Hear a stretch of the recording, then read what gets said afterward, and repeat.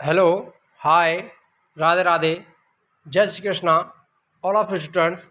मैं विशेंद्र फौजदार आप सभी का अपने YouTube channel Lohagarh Bajrang classes में हार्दिक स्वागत करता हूं। मेरे प्यारे साथियों, आज हम बाल विकास एवं शिक्षा शास्त्र से संबंधित मॉडल पेपर 6 लेकर के आए हैं, जो आपके लिए रीट, सीटेट और टीचर एग्जाम के लिए महत्वपूर्ण होने वाले टॉप 30 महत्वपूर्ण प्रश्नों को लेकर के आए हैं। यहाँ पर हम आपको इनको अच्छी तरह से याद करना है। अगर ये क्वेश्चन कहीं भी आ जाए तो आप इनको आसानी से हल कर सकें, इनको समझ करके और ध्यान से देखें मेरे प्यारे साथियों। देखिए, आज का हमारा पहला प्रश्न है, बाल्यावस्था में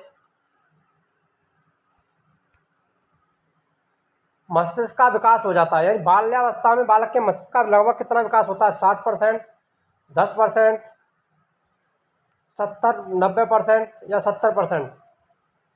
तो बताइए मेरे प्यारे साथियों, कितना विकास हो जाता है बाल्यावस्था में? तो देखिए, बाल्यावस्था का जैसे खत्म होती है बालक का जो विकास है, मानसिक विकास, वो 90% तक हो जाता है। कितना हो जाता है मस्तिष्क का विकास? 90% तक मस्तिष्क का विकास हो जाता है।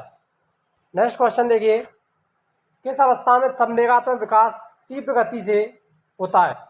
ये संवेगों में तीव्र गति से प्रवर्तन या विकास किस अवस्था में होता है? किशोरावस्था, प्रौढ़ावस्था, शैशवावस्था, वृद्धावस्था? तो देखिए मेरे प्यारे साथियों, सर्वाधिक जो प्रवर्तन होता है संवेगों में तीव्र गति से विकास की अवस्था है वो है किशोरावस्था। कौन सी अवस्था है? किशोरावस्था। ए वाला आंसर यहाँ पर राइट हो जाएगा। किशोरावस्था को तनाव, संघर्ष, तूफान और झंझावात की अवस्था भी कहा जाता है। टीनेज के नाम से भी इसको जाना जाता है और संवेगात्मक परिवर्तन की अवस्था भी इसको कहा जाता है। नेक्स्ट क्वेश्चन देखिए, तीसरा क्वेश्चन है, विषम लिंग के प्रति आकर्षण बढ़ता है।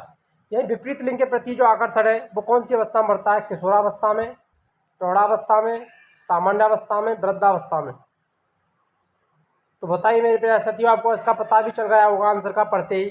विपरीत लिंग यानी लड़के का लड़की के प्रति और लड़की का लड़कों के प्रति आकर्षण किस अवस्था में सर्वाधिक होता है? वो होता है मेरे प्यारे साथियों किशोरावस्था में। कौन सी में होता है? किशोरावस्था। ए वाला आंसर है। देखिए, जीवन का संचय काल कहा जाता है, यानी संचय काल किस अवस्था को कहा जाता है? बाल्यावस्था को, वृद्धावस्था को, प्रौढ़ावस्था को, उपयुक्त सभी को? तो संचय काल किसको कहा जाता है मेरे प्यारे साथियों? यानी संचय काल एकत्रित करना, ये विभिन्न प्रकार की बातों का ज्ञान संग्रह करने लगता है बालक, वो कौन सी अवस्था है? तो वो अवस्था है मेरे प्यारे साथियों बाल्यावस्था, जिसे जीवन का संचय काल भी कहा जाता है या जीवन का अनोखा काल भी कहा जाता है। जीवन का अनोखा काल।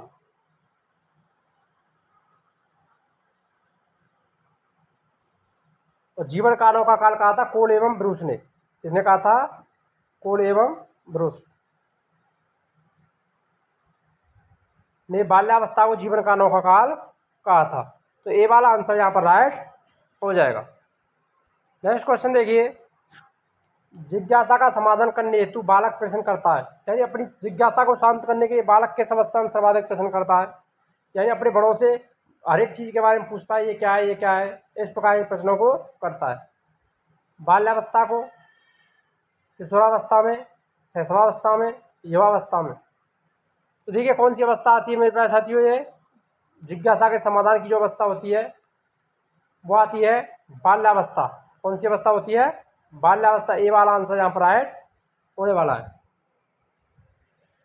नेक्स्ट क्वेश्चन देखिए, अधिगम से व्यवहार में होता है। यानी जब अधिगम या सीखा जा कुछ ना कुछ सीखना व्यवहार में क्या करता है?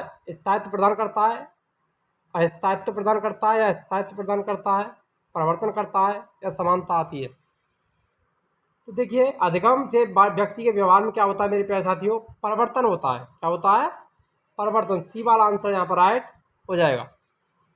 नेक्स्ट क्वेश्चन है हमारा 7वां क्वेश्चन, अधिगम को प्रभावित करने वाले कारक हैं। या अधिगम को कौन कौन से कारक प्रभावित करते हैं? देखिए, मानसिक स्थिति का सिद्धांत या दशा का सिद्धांत, शारीरिक दशा का सिद्धांत, परिपक्वता का सिद्धांत या उपरोक्त सभी? देखिए, मानसिक, शारीरिक और परिपक्वता ये सभी अधिगम को प्रभावित करने वाले सिद्धांत हैं। इनके द्वारा अधिगम प्रभावित होता है। तो डी वाला आंसर यहाँ पर राइट हो जाएगा, उपरोक्त सभी। नेक्स्ट क्वेश्चन देखिए, बालक जिस कार्य को स्वयं करते हैं वे उसे जल्दी सीखते हैं, क्योंकि बालक जिस कार्य को स्वयं करते हैं वे उसे जल्दी सीखते हैं, क्योंकि उद्देश्य का निर्माण करते हैं, करने की योजना बनाते हैं, योजना को पूर्ण करते हैं, उपरोक्त सभी। तो देखिए, उद्देश्य का निर्माण कौन करते हैं? बालक स्वयं करते हैं। स्वयं कार्य की योजना भी बनाते हैं और योजना को स्वयं पूर्ण करते हैं, इसीलिए बालक उस कार्य को स्वयं करते हैं, उसे जल्दी सीख लेते हैं। तो उपरोक्त सभी यहाँ पर आंसर हो जाएगा, डी वाला आंसर यहाँ पर राइट है। नेक्स्ट क्वेश्चन देखिए, 9वां क्वेश्चन है, अधिगम सामयिक विधियों में से है या निम्नलिखित सामयिक विधि कौन सी है? वाद विवाद विधि, वर्कशॉप विधि, विचार गोष्ठी विधि, उपरोक्त सभी। तो देखिए, अधिगम की सामयिक विधि के बारे में पूछा है, तो देखिए वाद विवाद विधि भी सामयिक है, वर्कशॉप विधि भी सामयिक होती है, विचार गोष्ठी विधि भी सामयिक होती है। तो उपरोक्त सभी यहाँ पर आंसर हो जाएगा। नेक्स्ट क्वेश्चन है मेरे प्यारे साथियों, परिपक्वता और सीखना पृथक प्रक्रिया नहीं है, बल्कि एक दूसरे से अविच्छिन्न रूप से संबद्ध और एक दूसरे पर निर्भर है। यह कथन किसने कहा था? यह परिभाषा किसने दी है? कॉल्सनिक ने, स्किनर ने, वाटसन ने या जेम्स ने? परिपक्वता और सीखना पृथक प्रक्रियाएं नहीं, बल्कि एक दूसरे से अविच्छिन्न रूप से संबद्ध और एक दूसरे पर निर्भर हैं। यह कथन कहा था मेरे प्यारे साथियों कॉल्सनिक ने। किसने कहा था? कॉल्सनिक ने। ये वाला आंसर यहाँ पर सही है। 11वां क्वेश्चन है, शिक्षक बालक को नवीन ज्ञान ग्रहण करने के लिए मानसिक रूप से तैयार करता है। यानी शिक्षक बालक को नया ज्ञान प्रदान करने के लिए मानसिक रूप से तैयार करता है, पुस्तक से, प्रेरणा से, विद्यालय से या कार्य से। यानी नया ज्ञान ग्रहण करने के लिए बालक को क्या करेगा? शिक्षक प्रेरित करेगा। तो किसका उपयोग करेगा यहाँ पर? प्रेरणा। ये वाला आंसर यहाँ पर राइट हो जाएगा। 12वां क्वेश्चन है हमारा, कार्य को सरल और सुविधाजनक बनाया जा सकता है। यानी किसी भी कार्य को सरल और सुविधाजनक कब बनाया जा सकता है? प्रारंभ करके, कम करके, व्रत करके या विभाजन से। यानी किसी भी कार्य को खंडों में विभाजित करके या छोटे छोटे भागों में बांट करके सरल और सुविधाजनक बनाया जा सकता है। तो डी वाला आंसर यहाँ पर राइट हो जाएगा। 13वां क्वेश्चन देखिए, प्रयास और त्रुटि सिद्धांत किस विषय पर बल देता है? त्रुटियां निकालने पर, समस्या उत्पन्न करने पर, समस्या समाधान पर या शिक्षण पर? तो देखिए मेरे प्यारे साथियों, प्रयास और त्रुटि जो सिद्धांत है वो किस पर बल देता है ये बताना है।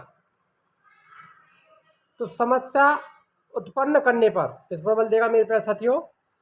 समस्या उत्पन्न करने पर बल देता है। यानी किस विषय पर बल देगा? समस्या उत्पन्न करने पर। बी वाला आंसर यहाँ पर राइट हो जाए, क्योंकि प्रयास और त्रुटि जो सिद्धांत है वो किसने दिया था मेरे प्यारे साथियों? थॉर्नडाइक ने दिया था। किसने दिया था? थॉर्नडाइक। यही बार बार कोई भी समस्या जब उत्पन्न होती है तो उसको हल करने के लिए व्यक्ति विभिन्न प्रकार की प्रक्रियाएं या प्रयास और त्रुटि करता है। नेक्स्ट क्वेश्चन है, 20वीं सदी में अमेरिकी शिक्षा पर किस सिद्धांत का प्रभाव पड़ा? यानी जो 20वीं शताब्दी आई थी तो अमेरिकी जो शिक्षा प्रणाली है उस पर किस सिद्धांत का प्रभाव था? संबद्ध प्रतिक्रिया सिद्धांत, सूझ का सिद्धांत, पुनर्बलन का सिद्धांत, प्रयास और त्रुटि सिद्धांत। तो देखिए मेरे प्यारे साथियों, हम बात करते हैं पहले 20वीं सदी के बारे में। अमेरिकी में किस सिद्धांत का प्रभाव पड़ा था सर्वाधिक? तो वो पड़ा था प्रयास और त्रुटि सिद्धांत, जो किसने दिया था? थॉर्नडाइक ने। किसने दिया था? थॉर्नडाइक ने प्रतिपादित किया था। ये अमेरिकी मनोवैज्ञानिक थे। पुनर्बलन का जो सिद्धांत दिया था वो दिया था क्लार्क हल ने। सूझ का सिद्धांत दिया था कोहलबर्ग ने।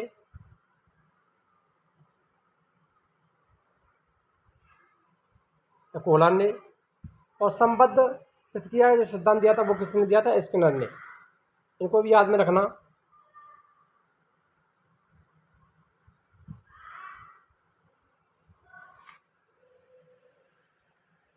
तो देखिए मेरे प्यारे साथियों, बढ़ते नेक्स्ट क्वेश्चन की तरफ हम। अगला जो हमारा क्वेश्चन है, उद्दीपक प्रतिक्रिया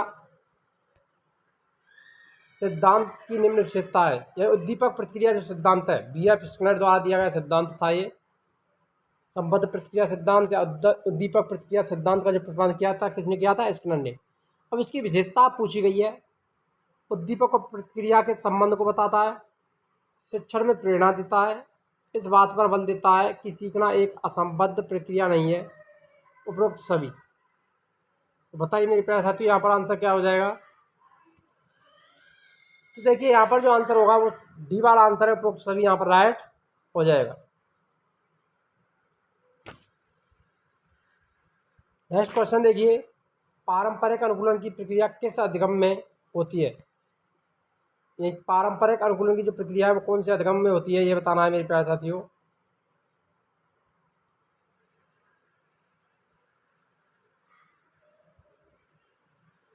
पारंपरिक अनुकूलन की जो प्रक्रिया है वो किस अधिगम में होती है।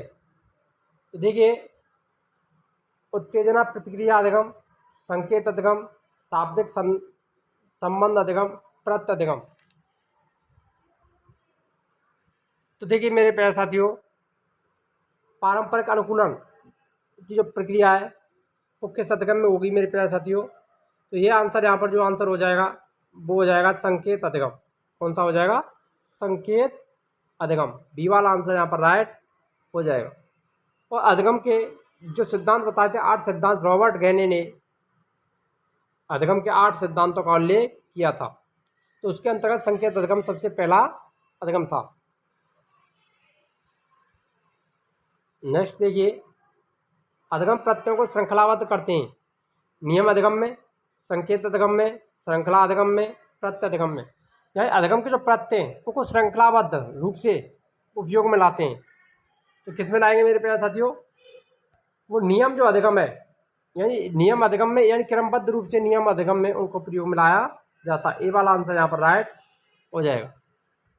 नेक्स्ट क्वेश्चन देखिए, मनोविज्ञान में व्यवहार का अर्थ है। व्यवहार का क्या अर्थ है मनोविज्ञान में। व्यक्तित्व होता है, स्वभाव होता है, क्रिया प्रतिक्रिया व अंतक्रिया होती है, और कृतत्व होता है। देखिए व्यवहार की बात की है तो व्यवहार क्या है, व्यक्ति की क्रिया प्रतिक्रिया और अंतक्रिया को स्पष्ट करता है। सी वाला आंसर यहाँ पर राइट होने वाला है। नेक्स्ट क्वेश्चन है, अधिगम एक क्रिया है, अनवरत चलने वाली, सतत चलने वाली, लगातार चलने वाली, उपरोक्त सभी। तो बताइए मेरे प्यारे साथियों, अधिगम कैसी क्रिया है। अधिगम एक अनवरत, सतत और लगातार, यानी तीनों प्रकार आएंगे इसमें। उपरोक्त सभी आंसर हो जाएगा इसका।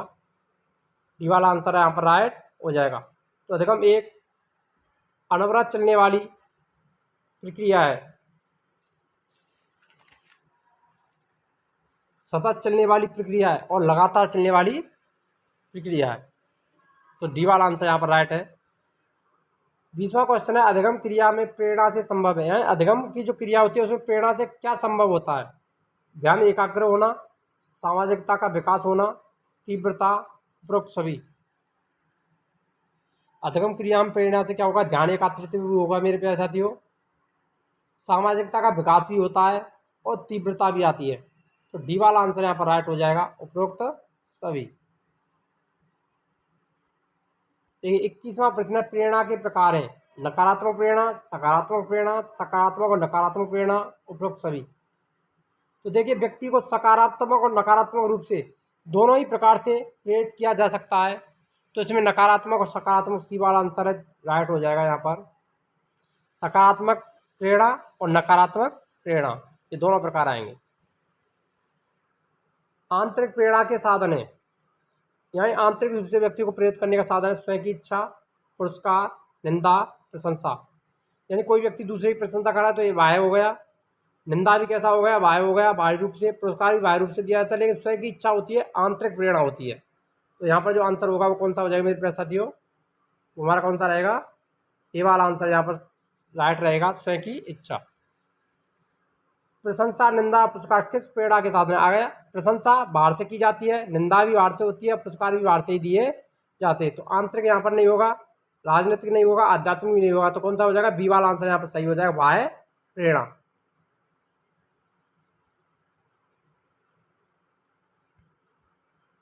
नेक्स्ट क्वेश्चन है, मनोविज्ञान में प्रेरणा के स्रोत हैं।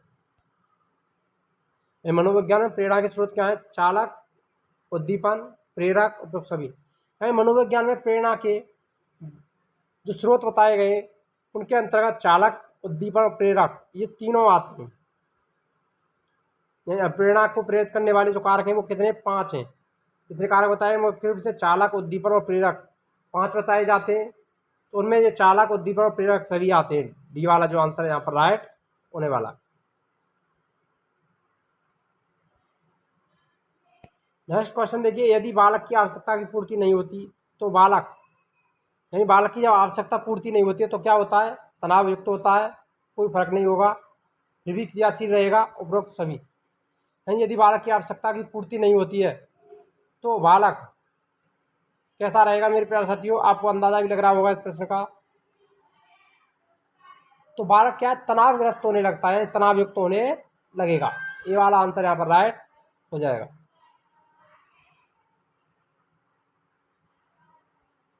नेक्स्ट क्वेश्चन है, बालक भविष्य की नींव है तो शिक्षक भविष्य का क्या है?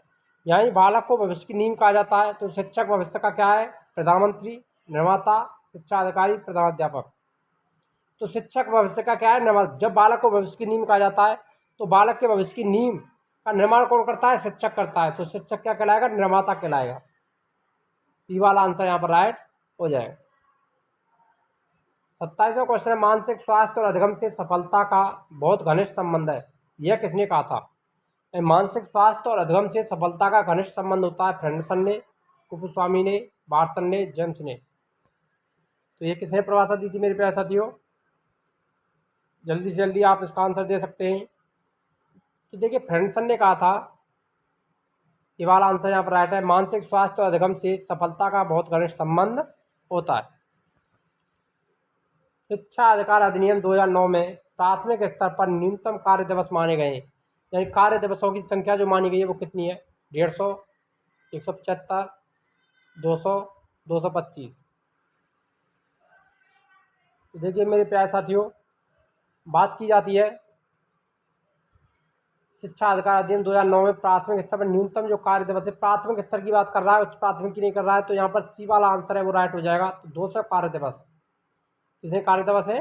200 कार्य दिवस। और घंटों की बात करेगा तो 800 घंटे। कितने घंटे? घंटे पूछे तो 800 घंटे, दोनों को याद में रखना। और उच्च प्राथमिक स्तर की बात करें घंटों के बारे में तो वो कितने हो जाते हैं मेरे प्यारे साथियों? उच्च प्राथमिक स्तर पर जो बताए गए वो घंटे बताए गए 1000 घंटे। कितने घंटे? 1000 घंटे। कितने घंटे? 1000 घंटे। और कार्य दिवस पूछे तो 225। नेक्स्ट क्वेश्चन देखिए, विषय वस्तु को छोटे छोटे अंशों में बांटने का शिक्षण सिद्धांत, यानी कोई भी विषय वस्तुओं से छोटे छोटे खंडों में बांटना का जो सिद्धांत है वो क्या कहलाएगा? नियोजन का सिद्धांत, सहसंबंध का सिद्धांत, लचीलेपन का सिद्धांत या विश्लेषण का सिद्धांत। छोटे छोटे खंडों में किस में बांटा जाएगा सिद्धांत में मेरे प्यारे साथियों? विश्लेषण करना का जो सिद्धांत है, या किसी चीज़ को छोटे छोटे खंडों में बांट करके उसका विश्लेषण करना। डी वाला आंसर यहाँ पर राइट हो जाएगा। देखिए नेक्स्ट क्वेश्चन है हमारा, शिक्षण में किसने 5 औपचारिक पद दिए थे, यानी किसने पंचपदीय प्रणाली प्रदान की थी? Herbart, John Dewey, Skinner, Pestalozzi. देखिए मेरे प्यारे साथियों, जो शिक्षण में पंचपदीय प्रणाली का जो जनक माना जाता है वो किसको माना जाता है? हर्बर्ट स्पेंसर को माना जाता है। किसको माना जाता है? Herbert Spencer. ये उनका चित्र है। हर्बर्ट स्पेंसर ने पंचपदीय प्रणाली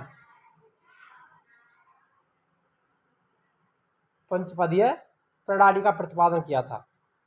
किसने किया था? हर्बर्ट स्पेंसर ने शिक्षण की पंचपदीय प्रणाली का प्रतिपादन किया था। और इसने शिक्षण के जो पद बताए उनके बारे में देख लेते हैं। तो इसने शिक्षण के जो 5 पद बनाए उनमें सबसे पहले आता था प्रस्तुतिकरण,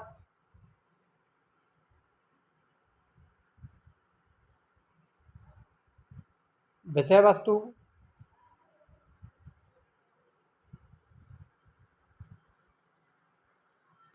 विषय वस्तु का प्रस्तुतिकरण, विषय वस्तु, संकल्पना निर्माण,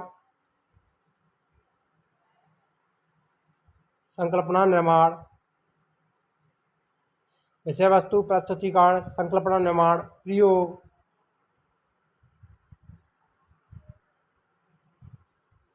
इस प्रकार से उन्होंने कुल 5 पंचपदीय प्रणाली के प्रयोग बताए थे। तो 5 पद बताए थे इन्होंने। को याद में रखना।